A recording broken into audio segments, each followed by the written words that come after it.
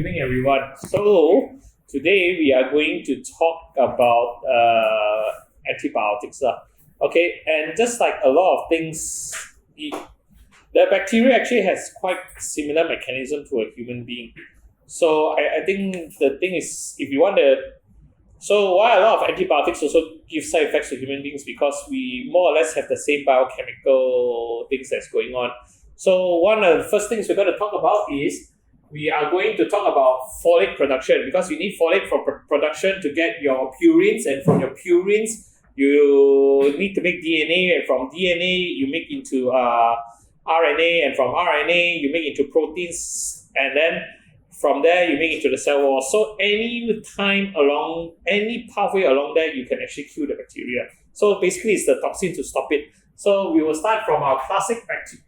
So classic is your what you call? You have your para-amino benzoic acid, and then you have your dihydrofolate. Okay, and then this one will make into your dihydrofolate. Okay, so then you have your dihydrofolate synthetase. So of course you want to bang this enzyme. So how do I bang this enzyme? You will give me an inhibitor. So the inhibitors are usually your sulfa drugs. These are all your sulfa drugs. Then of course there are many steps that becomes your tetrahydrofolate. So you want to have dihydrofolate reductase. Okay, so reductase, why? You dihydro, you add 2 more hydrogen, you reduce it. That's why they use dihydrofolate reductase. So again, you also want to inhibit this thing. So you inhibit, there are a couple of drugs that actually inhibit this drug. Among them is your Trimethoprim. Okay, what other drugs will inhibit your dihydrofolate reductase? Sorry? Pyrimethamine, yes. Some more? Methotraxate, excellent. And okay, Proguanil. Okay, methotraxate, this one is used in your chemotherapy drugs. Okay, so trimethoprim, you add one of the dihydrofolate synthase inhibitor, sulfamethoxazole, you get Bactrim. Bactrim you use for PCP. Okay, if I haven't taught your group, we don't call it Pneumocystis carinii anymore, isn't it? And before we do it, Pneumocystis carinii is a fungus or protist? Excellent, fungus. They used to think it's a protist, but actually it's fungus. So now they are put in fungal. So this is actually like a fungal. And then what's the difference between Pneumocystis carinii and Pneumocystis jirovecii? Is it why Jirovecii is so, Jirovecii is so egoistic, and then he put his name onto the bacteria? It's like,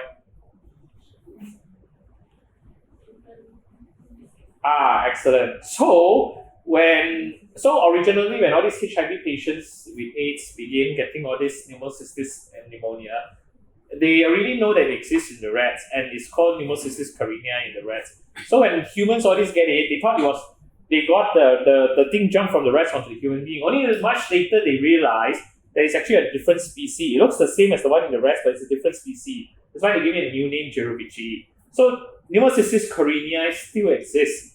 Okay, it is the one that affects the rat, but the ones that affect humans is the Pneumocystis jirovecii. So actually, the correct one should be PJP pneumonia, Pneumocystis jirovecii pneumonia. But now everyone says PCP. Even now, actually, so it's one of those things that we are so common. It's just like photostat. Say photostat. But photostat is actually a process itself that is no longer in use to make copies. All right, pyrimethamine add with sulfadiazine, you get. So that is also a dihydrofolate synthase inhibitor. So you actually block 2 enzymes on the pathway to making folate. You get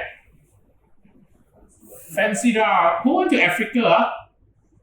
Anyone went to Africa for your electives and all? You have to take Fansidar. So you can use it for toxoplasmosis, you can also use it as a malarial prophylaxis. Proguanil with Atorvaquone, you get Malarone. Malarone is also used to treat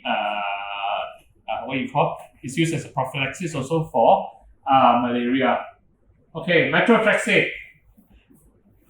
Who discovered methotrexate? Interesting point. Who discovered methotrexate?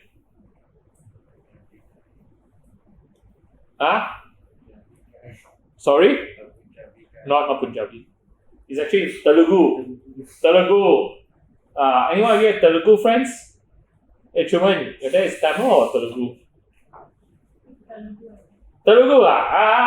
So it's the Telugu people who discover, it's a Telugu scientist who discover. So he actually went to, I think he has a medical degree from India, but US didn't recognize him, so he was had to work as a lab as some sort of RA sort of thingy, so discrimination lah.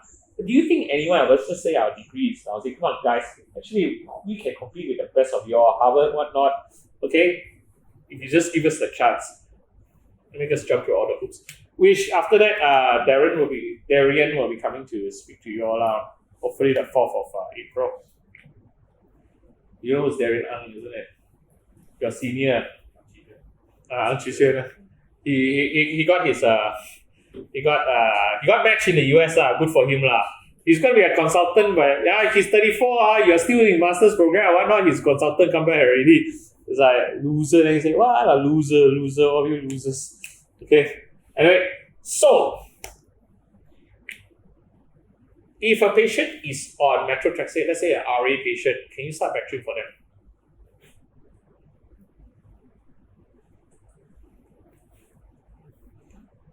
No, you cannot, because Trimethoprim block this, methotraxate also block this. A patient with RA, if suddenly they, so Bactrim is used quite often. It's quite a good antibiotic. It's used a lot for urinary tract infection. But if that's why history taking is so important. Known RA patient who is on methotrexate, he has some UTI, go and get some antibiotics, and he comes in with full-blown methotrexate toxicity. So if you have methotrexate toxicity or methotrexate overdose, you need, what's the antidote? Folinic acid. Folinic acid is the activated one. You give folate, by the time they have to wait for the thing to be activated, the patient will have died already lah.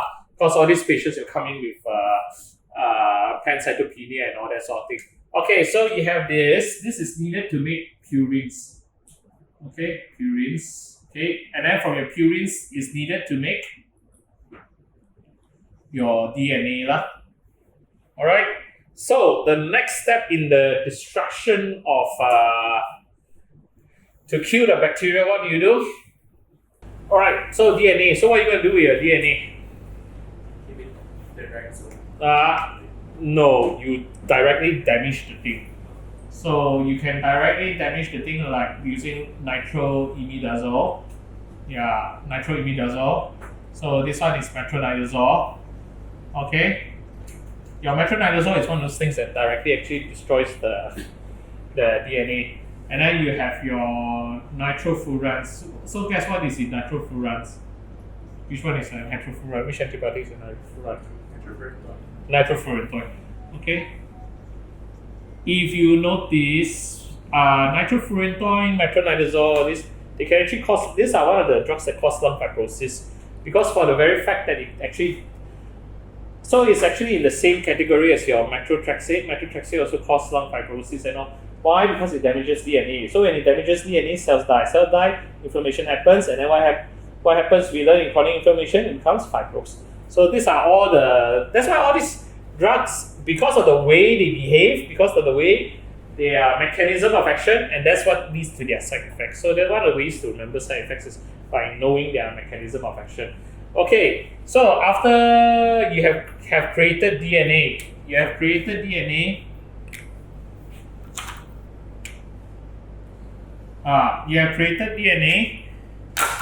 then what do? Sorry? RNA. So how does DNA become RNA? You have transcription. So you have transcription. So you transcription with your RNA polymerase. Okay, RNA polymerase. Okay, DNA is also used for replication. It's your DNA you need to replicate, then only you can get your synthesis, isn't it? And then you get your there's 2 ways of damaging it. One is damaging the mechanisms of replication. You need your topoisomerase, okay, and also your gyrase because when you try to open the DNA, it becomes supercoiled, so you need to prevent the supercoiling. Transcription, you have so what are the ways to damage your RNA polymerase?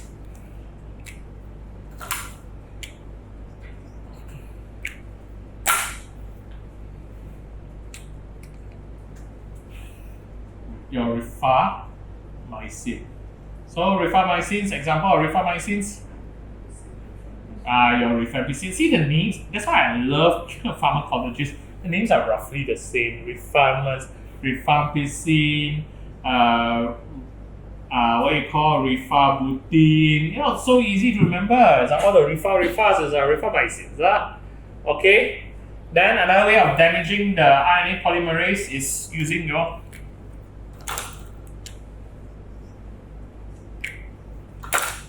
this group is Lipiamycin. So Lipiamycin, example,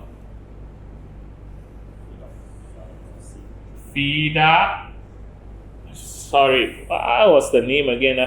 Fidaxomycin. Fidaxomycin is actually the latest drug used for Clostridium Difficile. So if the patient has Clostridium Difficile, the O1 used to be give Metronidazole or give oral vancomycin. Why when the patient has Clostridium Difficile, you don't give IV vancomycin? Yeah, because the thing is sitting in the gut. You want to kill the bacteria is sitting in the gut, isn't it? So again, the reason why we give certain antibiotics is so that you want to know where the thing is. So actually, a lot of the treatment for diarrhea, actually you prefer to give oral because you want to kill the microorganisms that's sitting there. Okay, replication. So you want to inhibit what? Your inhibitors of your isomerase and topoisomerase. Your fluoroquinolones. Okay, so what are examples of fluoroquinolones? You have second generation, you have third generation, and you have fourth generation. Nobody uses any of the first generation anymore because those are your ciprofloxacin, ofloxacin, norfloxacin. Third generation, levofloxacin. Fourth generation, moxifloxacin. Moxifloxacin, levofloxacin, these are actually used in pneumonia CAP. So if you look at the British Thoracic guidelines for pneumonia, over here because we are El Cheapo so we use Augmentin. Okay, we use penicillin, we use Augmentin a lot because we are El Cheapo, we are poor. But in the UK and all, their level and their moxi is actually, because both also are they penetrate the lungs very well. So moxifloxacin, levofloxacin. Okay, but those are very expensive. So we're El Cheapo, so we use Augmentin. Alright, so after you're done with your so from transcription you create RNA. So what will happen with this RNA? This is transcription, is here. You transcribe already, you translate. Okay? Translate into your protein. Alright, so how do you translate? You need your ribosome. So ribosome got 30S, and you also got 50S. What do they mean by S? No, Swedberg. SVEDVERG. There's this Swedish guy, sort of fella who, he used to centrifuge a thing, and then if you bigger size, they'll go to your behavior, so they centrifuge further.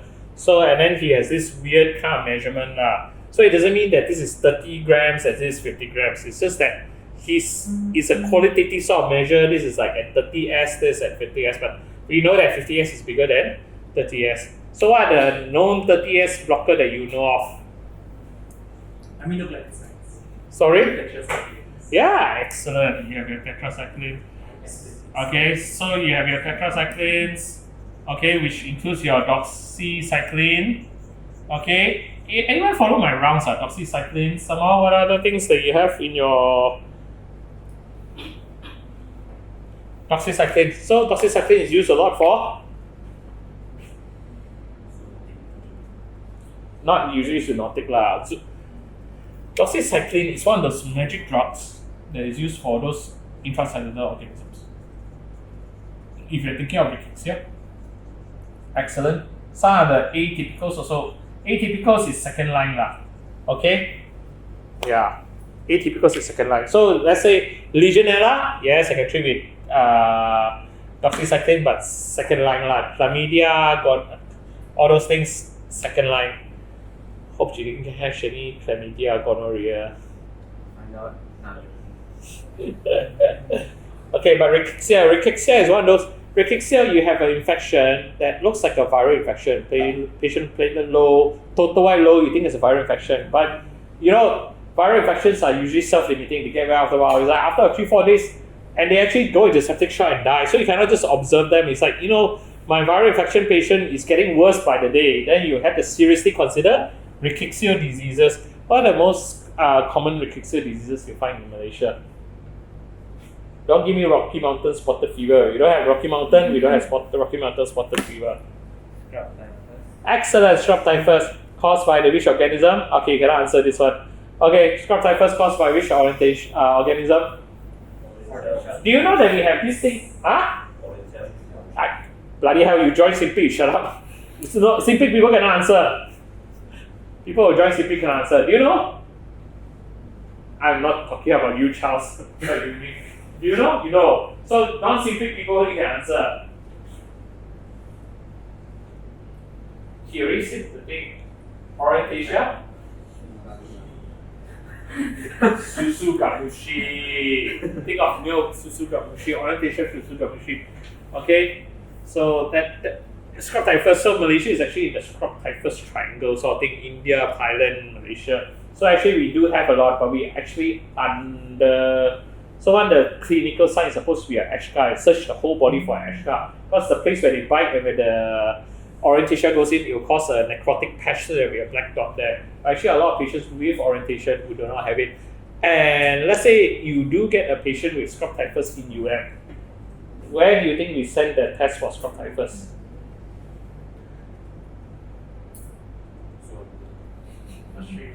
No, we send it to IMR. So the other one? Doxycycline, magic drug. Very good for intracellular. If let's say you have a patient having fever, keep on spiking temperature, joint pains, rash, septic shock, patients literally go into septic shock. You're whacking all your meropenem and still in septic shock, then seriously consider doxycycline. Yeah. You may save the patient, even though there's no eschar. The other one is your amphenicals. So chloramphenicol. So all these things work by blocking your 30S ribosome. Okay, so your ribosome, you know, you got two one in the bottom, so you block the other one, so you cannot function. What about your 50S? So 50S, there are certain things you block the initiation. So because you know it's this thing, isn't it? So the what you call the tRNA will bring the amino acid, so you block here, so you cannot go into the A site, there's the P site. Then after that, you also have the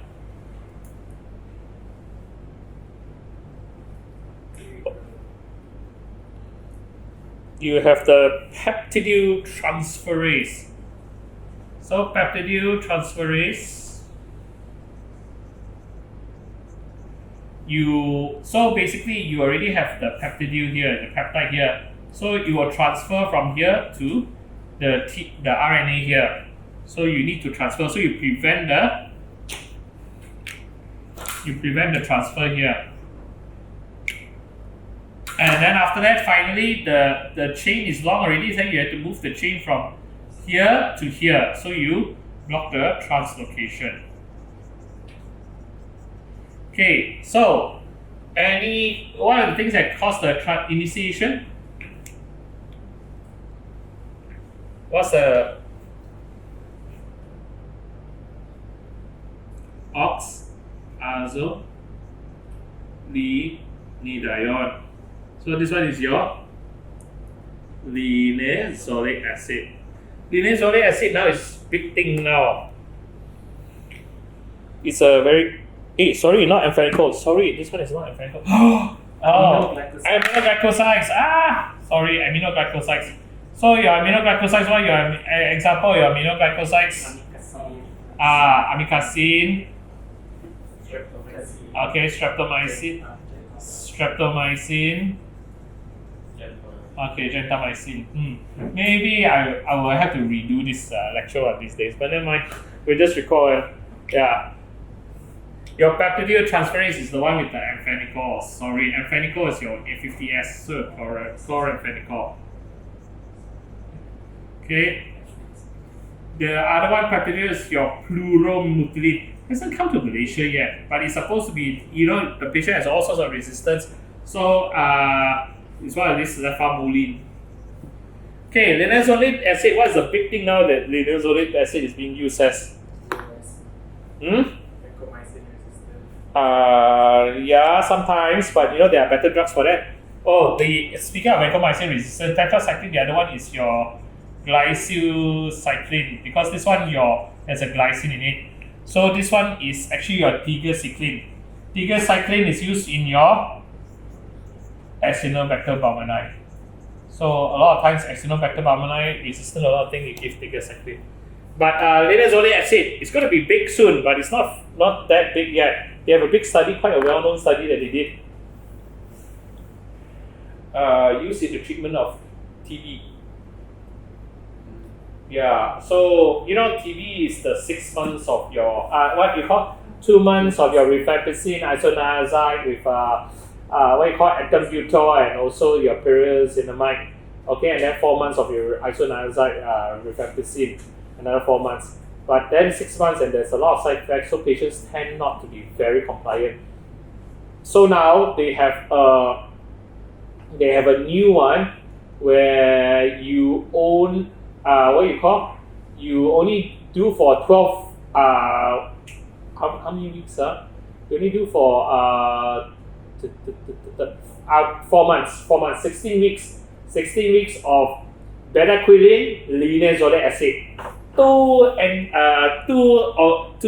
only, and then you give for 16 weeks is equivalent to 24 weeks of your isoniazide rifampicin. Yeah, so linezolic is expensive, but I think in the orang putih countries they will move to bedaquiline linezolic for the treatment of TB, whereas we are still stuck in the isoniazide rifampicin because that's the cheapest one that there is. Yeah. You all heard of the bedaquiline pretamine linezolic, isn't it? So now they managed to even simplify the thing even more, and it's bedaquiline linezolic. Yeah, so linezolic will be big in a few years. Right now, it's this really, really expensive treatment for people with who cannot MRSA and all. Okay, translocation. You have your macrolide. Okay, some more.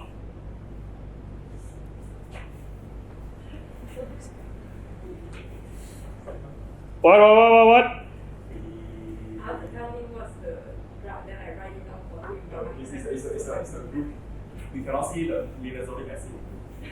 Or Oxazolinidiol. Or Linediol. Sorry. Macrolide. Some more. You have your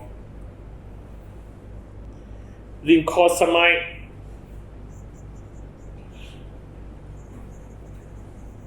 And streptogramins.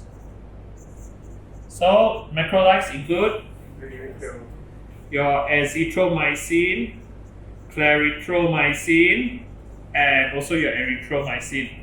So these drugs, I think they are common enough. You see in the ward all the time. They are used to cover your atypical. So Atypicals, not every day you use doxycycline. Most of the time you use azithromycin. Azithromycin, excellent drug. 500 milligrams OD once a day, and it has long half-life. You give 3 days, it will last in your body for a week. That's why a lot of people give azithromycin. The only weakness by azithromycin, there are two weaknesses. One of the weakness of azithromycin is, have anyone ever tried IV azithromycin? Anyone wants to try IV azithromycin? You may have ever had IV azithromycin inserted in you. Yeah, IV azithromycin is actually very, very painful. So why are you giving IV when you can give the patient oral? If the patient is alert, conscious, can swallow, give them oral azithromycin. The bioavailability is the same, which is one of the advantages of azithromycin. The bioavailability for oral azithromycin is the same as, only slightly lower than the IV azithromycin, but it doesn't cause any pain. So if the patient is not intubated, if the patient is intubated unconscious, by all means give your IV azithromycin. But if they are alert, can swallow, give oral azithromycin. The other second disadvantage of azithromycin that you can't use is your prolonged QT. It can cause it causes cardiac arrhythmia. It literally kills patient. So you must actually do an ECG before you start. If you are an old person, there's an old person, you start augmenting azithromycin without doing an ECG beforehand, you are being negligent because you literally can kill the patient. So if the patient got prolonged QT interval, then yes, I will use doxycycline, which is my second line coverage. But people, hey, why are you using second line? Then you must justify yourself. That's why in your notes you must document, patient noted that prolonged QT, therefore we started doxycycline. To start doxycycline, okay, 100 BD, 100 milligrams BD. So in the plan, don't just doxycycline. Why doxycycline? Doxycycline 100 milligrams then BD in view of patient QT, prolonged QT. I'm able to start azithromycin. Your lincosamide is your clindamycin. Clindamycin is very interesting. Clindamycin is used in necrotizing fasciitis. Why?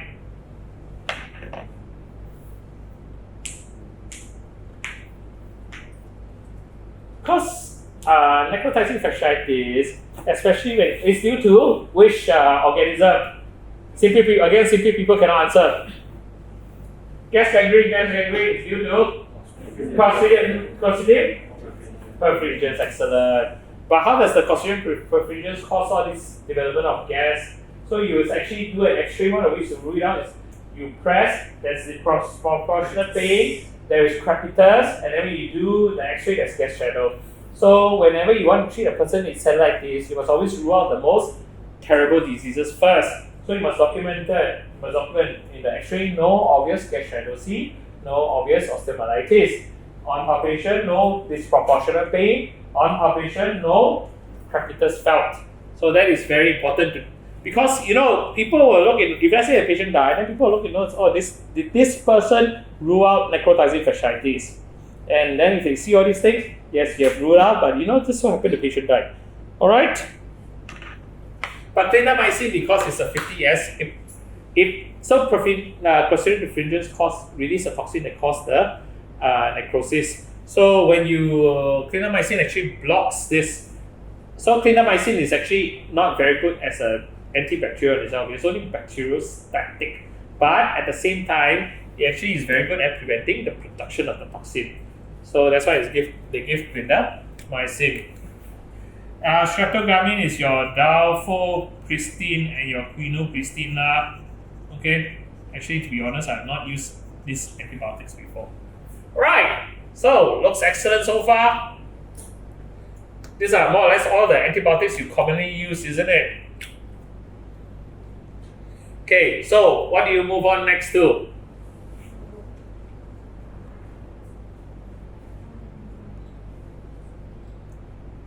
So you produce the protein, isn't it? So this protein is used to make the cell walls. Okay, so it's used to make the cell wall. So let's go into cell wall making. The cell wall ones are the ones that we commonly use for our.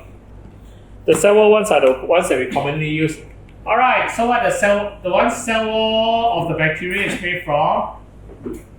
Peptidoglycan. Okay. So it's peptidoglycan. So you want to destroy as much peptidoglycan that we can. So what are the... So we have peptidoglycan binding actually, so we realized there's peptidoglycan. So we discover penicillin first before we discover how the freaking bacteria make this peptidoglycan. So that's why one of the things that make peptidoglycan is this thing called PBP. So what does PBP stand for?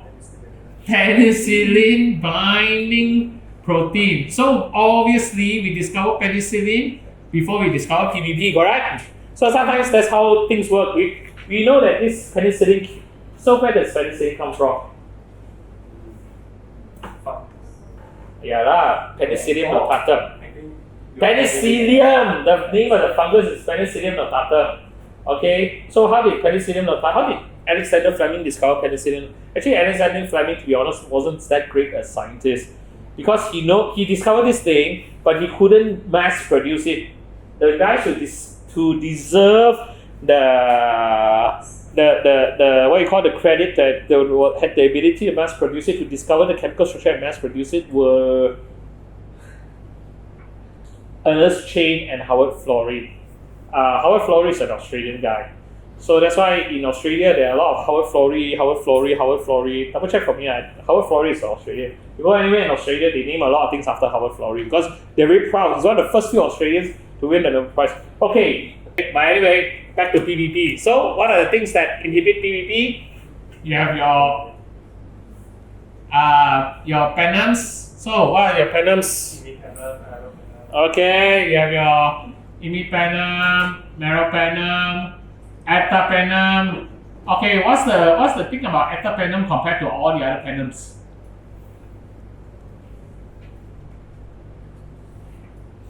What are the penems compared to all the other penems?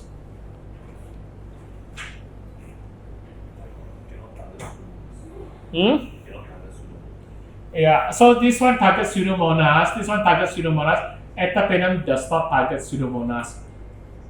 There's no Pseudomonas cover. So if you ask me which antibiotic I'll do, I will actually prefer to give ertapenem compared to imipenem and meropenem because I want to preserve my antibiotics that can cover Pseudomonas. Okay, because if you get Pseudomonas, you're actually quite screwed lah. Okay, then what else do you have? You have your penicillins. So what are your penicillins that you know of?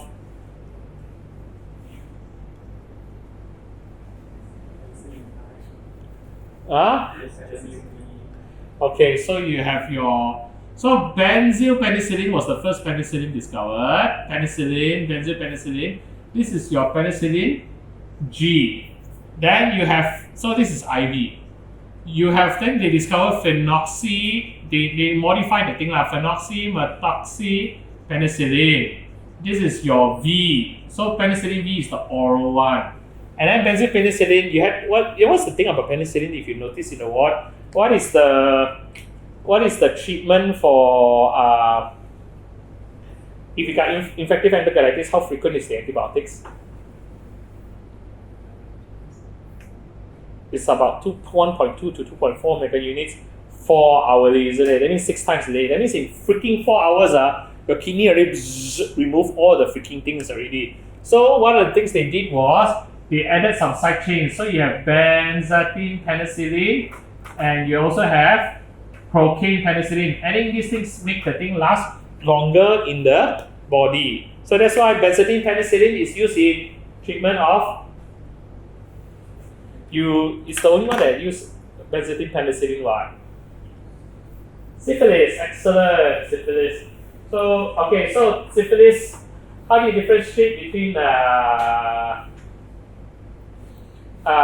you call early latent and late latent?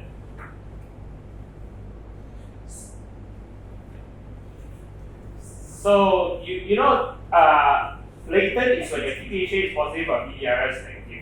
Okay, early latent is within 1 year. But you know, like let's say Charles, you went to Thailand, and then January next year he becomes a TPHA positive but BDRL negative. So then we know that okay, you know, he probably got it in March, it was less than a year, so he's probably early latent. Then all I need to do is iron benzathine penicillin, set dose, and that's it. But if let's say he has neurosyphilis, it affected his brain, or there's no way, we don't know when he got it, there's no way we can trace back, or it's more than 1 year, then we IM the penicillin once a week for 3 weeks, 3 times only. That's it. 3 injections, that's it, settled already. Life is so easy. Imagine before the discovery of antibiotics, people used to die from syphilis and get all sorts of complications from syphilis and all. But now you shouldn't be getting anything. Alright? So that's your first generation. Then what others do you have? Your second generation, you have your cloxacillins. Okay? Or your methicillins. So these are your ones that cover Staph aureus. Okay, or your MSSA. Then after that, what do you have? Your third generation is your amino penicillin. So you have an amino group. Okay, so this one includes your amoxicillin and also your ampicillin. Okay, when do you use amoxicillin?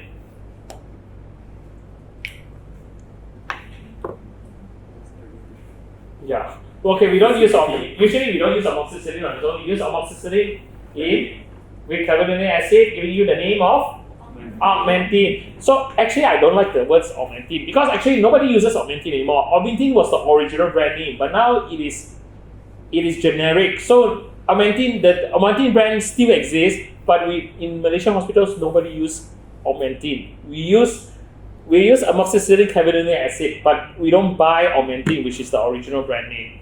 Okay, ampicillin, we usually use it as Unacin. Okay, again, Unacin is the brand name. We don't use Unacin, we use a generic. So Unacin, what's the combination of Unacin? Ampicillin sulfactam. Alright, but sometimes we do use ampicillin on its own. When do we use ampicillin on its own? When we have Listeria monocytogenes meningitis, which we find in older people. Listeria is a gram. All the symptomatic people, shut up. Positive, excellent. Very positive. Alright, Listeria monocytogenes. Okay.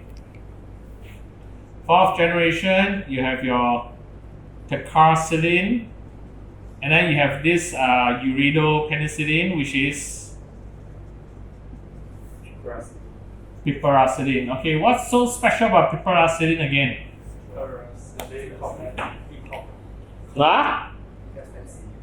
Sorry? It's our favorite drug, is it? Piperacillin, tazobactam, tazocine, everything also works tazocine. If let's say you go to them, don't tell this to the Prof. Kwan, go to them and it's like, the cellulitis is going to be bad. Straight away, what you call piperacillin, tazobactam. But why piperacillin?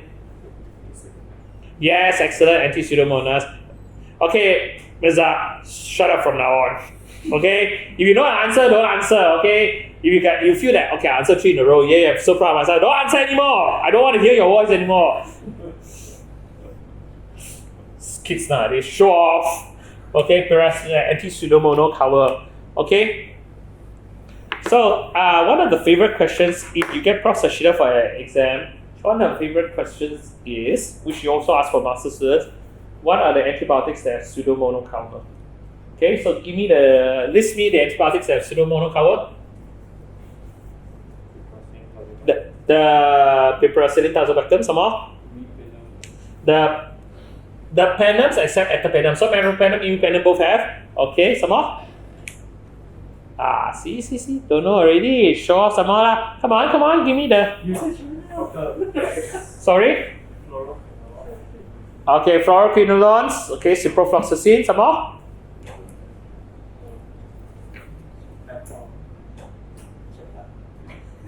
Gentamicin is. What is the problem with gentamicin as anti-pseudomonas? It is, no, number one, there's a lot of side effects, so you get your renal impairment and your ototoxicity. But gentamicin is only bacteriostatic for Pseudomonas, so it should never be used on its own. Gentamicin is always in combination. Somehow?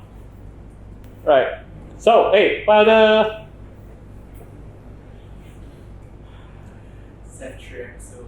Ceftriaxone is the most Sorry. So third generation, fourth generation, beyond third generation cephalosporins, they actually have pseudomonas cover. Okay, but so ceftobitrol, cefepime has pseudomonas cover. That's the fourth generation. Ceftaroline, ceftobitrol, fifth generation. So the problem with third generation, ceftriaxone is the only member of the third generation that does not cover. So imagine this group, everyone can fly, and the only one who cannot fly. Okay, that's the most useless member of the group, isn't it? But I don't know what the heck. Everybody loves to use that, the most useless member of the group. Yeah. Alright, then of course you have your cephalosporins lah. Cephalosporins. Okay, cephalosporins, you have first generation, so you have your cefazolin, cefalexin. Actually, cefazolin, cefalexins are very good drugs. Okay, sometimes for patients with MSSA, you actually give cefazolin, very effective. You got UTI, why not you give cefalexin? Okay, second generation, also very good, cefuroxime. Okay, and then your third generation, you have your ceftriaxone. Ceftriaxone is only used in two conditions. That's justified. Other times, cefoperazone. So you know your cefoperazone, metronidazole for your ascending cholangitis and all. Like a pseudomonas cover, ceftazidime. In the old days, when I became a medical MO, I didn't know how to prescribe piperacillin tazobactam. Why? Because the hospital I was in used ceftazidime for hospital-acquired infection because ceftazidime has pseudomonas cover. Okay, ceftriaxone, useless bugger. Okay, no pseudomonas cover. But there's only two things that ceftriaxone is used. It's used in bacterial meningitis. But bacterial meningitis, you have to give it in. It's not a 2 gram OD, it's insufficient. You need to get 2 grams BD. It has to be a high dose. Or the patient has Salmonella typhi, so typhoid fever and all that sort of thing lah. Alright, we actually had a Salmonella typhi recently. This until we didn't suspect it, and suddenly the Salmonella typhi came out. Alright, then your fourth generation, cefepime. So cefepime also has cover. Fifth generation, ceftaroline and all that sort of thing lah. So I don't think we have this. We have this in UM lah. Okay, what other things can use to fight the cell wall synthesis?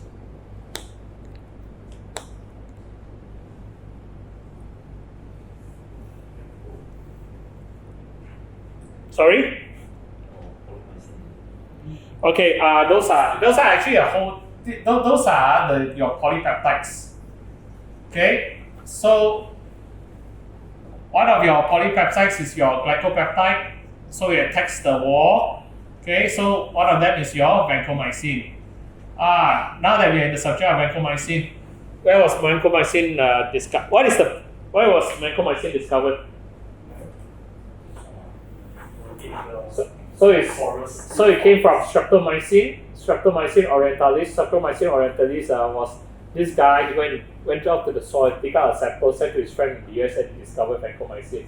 So the most effective drug for MRSA actually is produced by the soil sample from Borneo, your homeland lah. Okay, but what the heck? So you see, that's the problem in Malaysia. Okay, so are we gonna accuse these white guys of?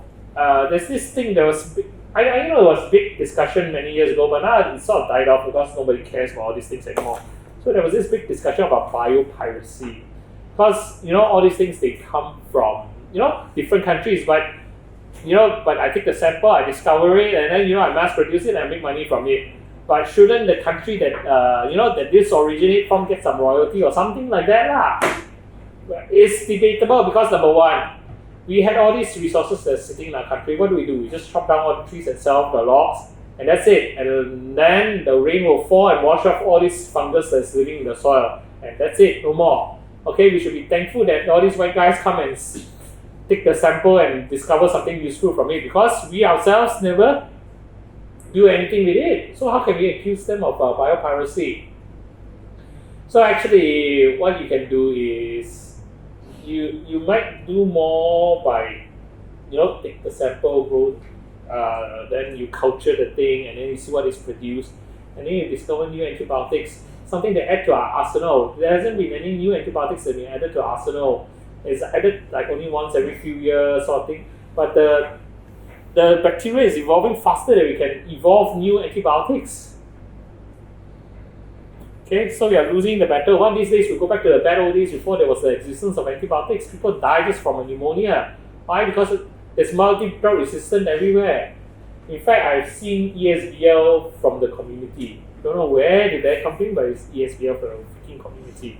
MRSA from the freaking community. Because all these things, the bacteria will just pass on to each other through the plasmids. Bacteria are very promiscuous. Okay, so don't be. Child, are you a bacteria? You're not, right? So don't be promiscuous. Excellent. Thank you. Thank you. Thank you very much. Okay, what other glycopeptides do we have? Hey, where did my pen go? So you have your lipopeptides. Okay, then you also have your, so this is your daptomycin. Okay, and then you also have, what's the one that I wrote there? All your polymyxin. Polymyxin, it's like a detergent. It drowns the fat, it dissolves the fat. So you have your colistin, and your polymyxin B. So these are usually used for Acinetobacter pulmonale. If you go to ICU, they use a lot of this. But this one whacks the kidney, whacks everything. So not ideal drugs. Actually, when you reach this point, you're just throwing whatever you have lah. Because it's a multi-drug resistant organism, you're just throwing the kitchen sink at the bloody thing, and hoping that you will kill the bacteria before the antibiotic kills the patient. Actually, there was once I heard in UMMC they dosed the polymyxin wrongly, so the patient actually died from polymyxin toxicity. Yeah. And then you have all these other that inhibits peptidoglycan. So your bacitracin, okay, it all inhibits phosphomycin. Okay, so they inhibit the production of peptidoglycan. Okay, there's one more actually here in your PBP.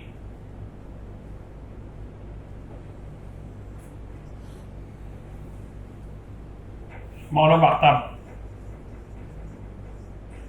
Anyone familiar with monobactams? So no. There's only one in monobactam. Now it's one of the newest craze that's in the ICU. Anyone done your ICU posting? It's one of the newer drugs in your Astronome. Yeah. What's the combination? I can't remember. Astronome with the other one is the Avibactam. Astronome Avibactam. Avibactam is the like a clavulanic acid like that. So where is Astronome come from? Where does Astronome come from? No, it came from Astronome came from a bacteria called Chromobacterium valiseum. That was the first sample of Chromobacterium. Why? No, I'm not that smart because I discovered. Because when I was doing a houseman in pediatrics, we actually had a boy with Chromobacterium valiseum sepsis. Okay, and the treatment was with gentamicin. Okay, and my MO misdosed the gentamicin. So we were giving. One day the consultant came around Sunday. Doctor, got this ringing in my ears. The moment you say ringing in the ears, patient on gentamicin, the Dr. Jimmy flip open the drug chart, and then we calculated the gentamicin and we overdosed the boy. And the best thing is, once you have tinnitus, it's permanent. There's no reversal for it. So we deafened the boy in our attempt to cure him of his Chromobacterium valiseum. But because of the Chromobacterium valiseum, I was like, what the heck is this thing? So I'm going to read out, what's Chromobacterium? Of course, it's gram-negative. Alright? Where was it first discovered? In that case of Chromobacterium valiseum. When I ask a question like this, there's only one answer. Huh? Malaysia. Yeah. So Malaysia is a country that has rich biodiversity. But what we do with this biodiversity, chop down all the effing forests and sorry, forgive my language. Yeah. Chop down all the forests. Okay. We chop down all the forests and destroy the biodiversity. Plant palm oil with it. Palm oil doesn't absorb the rainwater, so what happens? Rainwater flows down onto our street, get flash flood.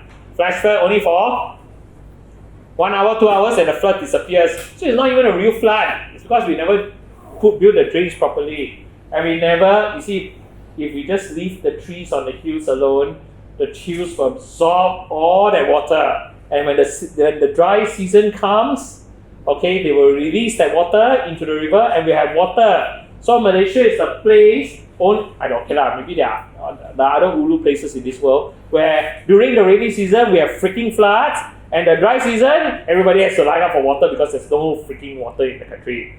Now, if we actually build cisterns, leave the trees on the hills, we actually will have water flowing the dry season because we actually have so much rain during the wet season. Such a tragedy. The country is blessed with the biodiversity. You know, vancomycin came from Malaysia. Astronam came from Malaysia. See, Mr. is very depressed now. But that's the facts of our life, isn't it? It's like all the politicians only think about chopping the trees and lining their pockets. Now, if they only, with all that money, you can still why they gloss up all of it? You gloss up 50%, you give 50% to build a biotech company.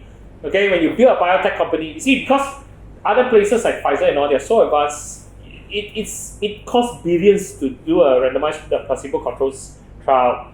Okay, if I start an individual company today, I can't. So what a lot of these guys do is they sell out to Pfizer and all that sort of thing, because then Pfizer can run the randomized controlled trial for their drugs and all that sort of thing. Now, so in order to be a player, you actually have to start with billions. But after I'm done with antibiotics, we will do the chemotherapeutic drugs. Because chemotherapeutic drugs, you'll be surprised how much of it actually comes from natural products. In fact, 80% of it is actually natural products. And we are just letting it being chopped down. Every time a tree comes down, you don't know what the tree may produce a different chemical when the day is hot, in the evening and at night. We don't know what is, okay? And we're just letting our biodiversity, and then the fungus that is root support, we don't know what it produces that can cure this, cure that. We're just letting it chop down and put on the lorry and then transport it to Japan and all to make beautiful furniture. Sometimes our forest is actually worth more standing than chop down. But what I do, how much is I think our natural forest is down to maybe 20%. 60% is already, they say we have 50-60% coverage, actually it's a lie. So only 20% are virgin, the 30-40% actually some of the trees have been cut off already. In fact, once you cut off some of the fungus species have died off. Bye, Jason. Yeah, so you can't fault the white man for coming in to do a bioprospect because you don't appreciate it. I'll just come in, take a few samples and do. So we are waiting for Edmund, waiting for Mirza, waiting for Eugene. No, seriously, you might want to consider if you hate dealing with human beings, like in that blue house where she's like shit, I hate human beings. Actually can consider doing molecular biology and all this, study all these chemicals and how you can use it to cure diseases. Someone has to do it. Correct or not, you mean? Yeah, maybe you don't like human beings. Then go on. No, seriously, go and do a second degree, master's in molecular biology, and go and study this fungus and see how you can extract a chemotherapy or antibiotic from the fungus. Okay. And that would be more or less all the antibiotics that we use in our daily life. Okay, I think I covered most of it. Of course, in real life, we don't use so many of it. The common ones are augmentin, piperacillin, tazobactam, amoxicillin, clavulanic acid, ampicillin, sulbactam, clostridium for your MSSA. Alright, we have MRSA, you use your vancomycin, okay, which is here in your polypeptides. Alright, your meropenem, imipenem. And then after the ones that we saw earlier. So any questions? That's about it. Yeah. So anyway, next week we'll do chemotherapeutic agents. Would that be fun? Yes. I have a question. Yeah. UTI prophylaxis with what? Nitrofurantoin actually. Methotraxate. Nitrofurantoin is very, very effective. Yeah. Nitrofurantoin. It's underused because a lot of people are not familiar with the thing. Yeah. But again, a lot of times you have to know, don't just give prophylaxis. If a lady is having recurrent UTI, why is she having recurrent UTI? You know, there are a lot of things, malignancy, autoimmunity, patient may have a STD, okay? So find the cause. It's more important to find the cause than, what are we going to give? Yeah. Then always send a sensitivity to it. Yes, of course, sensitivity is very important. But I would rather you do a VEPR, vesicovaginal fistulas and all this. There's common things in entry. Okay? Tumors, cervical cancers, so many things. Alright? Okay. Okay, thanks. Okay. Yes. Yeah. Which of these drugs have TDM? Just Genta, Vanc? Actually, Genta, vancomycin, the things that have nephrotoxicity, ototoxicity, we tend to TDM them. Because they have a narrow therapeutic index, you don't give enough, they are not effective. But when you give, you tend to overshoot the therapeutic window. So, amicacin, all the aminoglycosides, they tend to need a TDM. Yeah. All right. Okay. Thank you very much. Arigatou gozaimasu. Okay.